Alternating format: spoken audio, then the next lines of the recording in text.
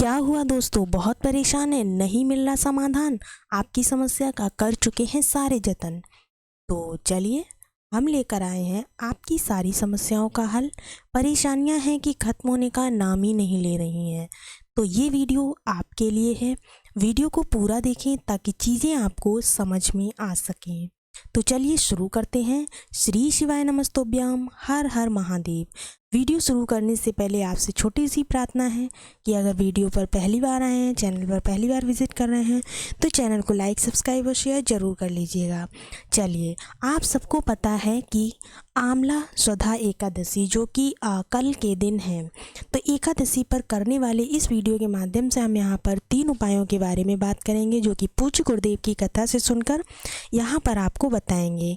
इस दिन बन रहा है पुष्य नक्षत्र। कौन सा नक्षत्र बन रहा है? पुष्य नक्षत्र, जो कि इस नक्षत्र में जो भी मनोकामना भगवान से मांगी जाती है वो मनोकामना जरूर पूरी होती है। ठीक है, तो देखिएगा, आप लोगों से एक निवेदन और है कि कमेंट्स बॉक्स में आप प्यारा सा महादेव का कोई भी नाम जो आपको बहुत पसंद हो उसको कमेंट्स बॉक्स में ज़रूर लिखिएगा। आपके जीवन में जो भी तकलीफ़ है ज़रूर दूर होगी। चलिए, इस आंवला स्वधा वाला उपाय को इस वीडियो में पूरा देखते हैं। आप इस उपाय को एकादशी के दिन ही कर सकते हैं। कैसे करना है इस वीडियो के माध्यम से देखिएगा। जो पहला उपाय है हमारा, वो दुख कष्ट समस्या से जुड़ा हुआ है। अगर आपके जीवन में बहुत सारे दुख हैं, बहुत सारी समस्याएं हैं, बहुत सारे कष्ट हैं, तो आप इस उपाय को ज़रूर करिएगा। पूज्य गुरुदेव की कथा से सुनकर बहुत अच्छे से समझाएंगे। देखिए, आपको लेना है एक लोटा। क्या लेना है? लोटा। लोटे में अपने घर से जल भर लेना है। क्या करना है? अपने घर से जल ले लेना है। उसके बाद आपको इमेज में देख रहा होगा आंवला। देखिए, आंवला वाला उपाय है तो आंवला लेकर ही करना चाहिए। लेकिन पूज्य गुरुदेव ने कहा है, अगर आपको किसी भी कारणवश आंवला नहीं मिल पाता है तो आप लोग आंवले की एक पत्ती से भी इस उपाय को कर सकते हैं। अगर आंवला नहीं मिल रहा है तो आंवले की एक पत्ती ले लीजिए। उसके बाद आपको क्या लेना है? आपको लेना है एक दीपक। मिट्टी का हो मिट्टी का ले लीजिए, नहीं तो घर पर आटे के दीपक बनाए जा सकते हैं तो आटे का दीपक बना लीजिए। जिसमें भी आपको सुविधा लगे आप उस प्रकार का दीपक ले लीजिए। पर इसमें एक बात आपको ध्यान रखनी है, इसमें जो बत्ती डालेंगे वो गोल डालेंगे। इस इमेज में लंबी बत्ती दिखाई दे रही है, आपको लंबी बत्ती भूलकर भी नहीं डालनी है, बल्कि कैसी डालनी है? गोल बत्ती डालनी है। गोल बत्ती डालने के बाद आपको पहुंच जाना है कहाँ पर? महादेव के मंदिर में। देखिए, अद्भुत संयोग बन रहा है पुष्य नक्षत्र का। तो इसमें देखिए, आप जब मंदिर में पहुंच जाएंगे तो आपको क्या करना है? जो जल आपने लिया है उस जल में आपको आंवले को डाल लेना है। आंवला है तो आंवला डाल लीजिए, अगर आंवले की पत्ती लेकर आए हैं तो पत्ती को डाल लीजिए। डालने के बाद आपको क्या करना है? जो जल आप लेकर आए हैं उस जल को महादेव की शिवलिंग पर सबसे पहले समर्पित कीजिए। यहाँ पर आपको सबसे पहले क्या समर्पित करना है? जो जल आप आंवले वाला लेकर आए हैं उस जल को समर्पित करना है। यहाँ पर आपको एक अचूक नाम लेना है। वो नाम कौन सा होगा? ये नाम एकादशी पर ही आपको लेना है।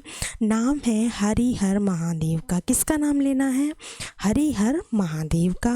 जब आप जल चढ़ाएंगे, जल चढ़ाने के बाद जो जल जलाधारी से बहता हुआ नीचे की ओर आएगा उसको आपको अपने दाहिने हाथ में ले लेना है थोड़ा सा, और उसके कुछ छींटे, कितना? कुछ छींटे अपने ऊपर डाल लेने हैं। ठीक है, डाल लेंगे। उसके बाद आपको क्या करना है? आपको जाना है जहाँ पर नंदी महाराज बैठे होते हैं ना, तो नंदी के पास जाएंगे। उनके पास जाने के बाद आपको एक छोटा सा काम करना है। वो क्या है? उनके पीछे जाकर बैठ जाइए। बैठने के बाद 3 बार आपको एक नाम का स्मरण करना है। तो वो नाम कौन सा है? वो नाम है स्वधा का। 3 बार आपको बोलना है स्वधा स्वधा स्वधा। देखिए, स्वधा जो है पूज्य गुरुदेव ने बताया है, स्वधा जो है वो पार्वती माता की नानी है। कौन है? पार्वती माता की नानी है।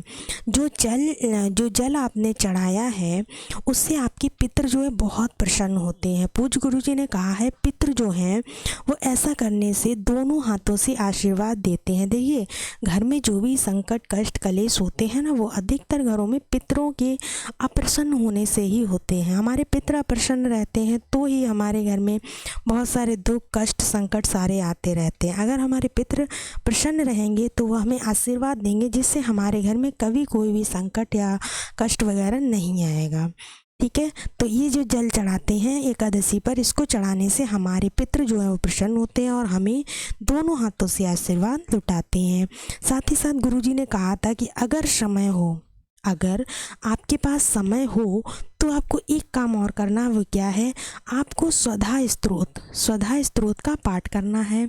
इस स्त्रोत का पाठ मात्र करने से 100 बार श्राद्ध करने का, सभी तीर्थों में स्नान करने का पुण्य प्राप्त होता है। अगर आप स्वधा स्त्रोत कर लेते हैं तो आपको 100 बार श्राद्ध करने जैसा फल प्राप्त होता है। किसी भी तीर्थ स्थान पर आप गए हैं या नहीं गए हैं, उसका भी फल आपको प्राप्त होता है। ये जो स्वधा स्त्रोत है, ये किसके द्वारा रचित है, तो ये ब्रह्मा जी द्वारा रचित है। स्वधा स्त्रोत ये हिंदी में भी आता है और संस्कृत में भी आता है। आप जिस भाषा में भी पढ़ सकते हैं उस भाषा में इसको ज़रूर पढ़िएगा, इससे बहुत ही ज़्यादा पुण्य मिलता है। लेकिन पढ़ना आपको एकादशी वाले दिन ही है। चलिए बढ़ते हैं अपने आज के दूसरे उपाय की तरफ। दूसरा उपाय आपका बहुत ही अच्छा है, देखिएगा।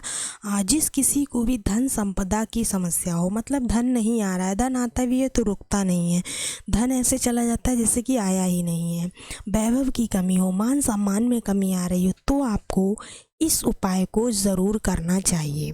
देखिए आपको करना क्या है, जैसा कि आपको इमेज में दिखाई दे रहा है, आपको लेने हैं चावल। क्या लेने हैं, आपको लेने हैं चावल, जो कि एक कटोरी में कर लें, यानी कि जो बाज़ार में मार्केट में दोना मिलता है उसमें कर लें, नहीं तो आप ना कटोरी में ही कर लें। चावल को कटोरी में करने के बाद आपको क्या लेना है, दूसरी चीज़ आपको लेनी है दूरबा। दूरबा आपको ओड नंबर में लेनी है। दूरबा अगर मिले तो आप एक लीजिए, अगर ज़्यादा मिल सकती हैं तो आप 3 ले सकते हैं, 5 ले सकते हैं, 7 ले सकते हैं, ठीक है। गांठों का इसमें कोई लेना देना नहीं है। 1, 3, 5, 7 दूरबा आपको लेनी है। गुरुजी ने यहाँ पर बताया था कि चावल पर आपको एक चीज़ और रखनी है। वो क्या चीज़ होगी, तो वो चीज़ होगी हमारी बेलपत्र, यानी कि मात्र एक बेलपत्र लेनी है आपको। देखिए इस इमेज में ना कटी हुई बेलपत्र ये जैसे दिखाई दे रहा है, इस तरह की बेलपत्र आपको बिल्कुल नहीं लेनी है। ये भी कटी हुई है, ये भी नहीं लेनी, बिल्कुल साफ़ सुथरी एकदम चिकनी सी बेलपत्र लेनी है, जो कहीं से कटी फिटी ना हो, ठीक है। आपको बेलपत्र ले लेना है। बेलपत्र लेने के बाद आपको सबसे ज़रूरी चीज़ इस उपाय की है, वो है सफ़ेद फूल। सफ़ेद फूल आपको एक ले लेना है, ज़्यादा ना मिले तो एक तो ले ही लें।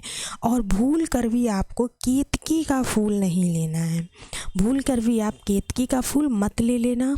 और इस कटोरी, जो आपने कटोरी तैयार की, इस कटोरी को लेकर आप अपने घर के, कहाँ पर, घर पर, जिस आप किसी भी समय इस उपाय को कर सकते हैं। ऐसा नहीं है सुबह ही करें या शाम को ही करें, किसी भी समय कीजिएगा, ठीक है।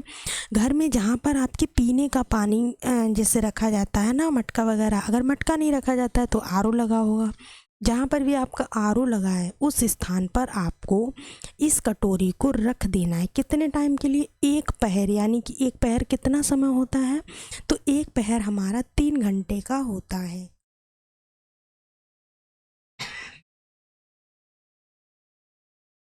जो 1 पहर है वो हमारा कितने समय का होता है, 3 घंटे का होता है। तो 3 घंटे के लिए हमें इस जो कटोरी है इसको वहाँ पर रख देना है और एक दीपक लगा देना है गोल बाती का, ठीक है। 3 घंटे हो जाने के बाद आपको अब यहाँ से इस कटोरी को उठा लेना है। उठाकर आपको पहुँच जाना है महादेव की शिवलिंग के पास। जब आप मंदिर में पहुँच जाएंगे तो सबसे पहले आपको क्या करना है, जो बेलपत्र आप लेकर आए उस बेलपत्र को महादेव पर समर्पित करना है, श्री शिवाय नमस्तोभ्यम बोलते हुए, ये धन की कामना करते हुए आपको समर्पित कर देना है। दूसरी चीज़ आपको क्या समर्पित करना है, दूर्वा जो आप लेकर गए हैं उस दूर्वा को महादेव की बेलपत्र के ऊपर ही समर्पित करना है, नाम और गोत्र अपना बोलकर। क्या बोलकर, नाम और गोत्र बोलकर। जो आप सफ़ेद फूल ले गए हैं वो सफ़ेद फूल भी महादेव पर समर्पित कर दीजिएगा। सॉरी। इसके बाद आपको, आप जो चावल लेकर गए हैं वो आपको महादेव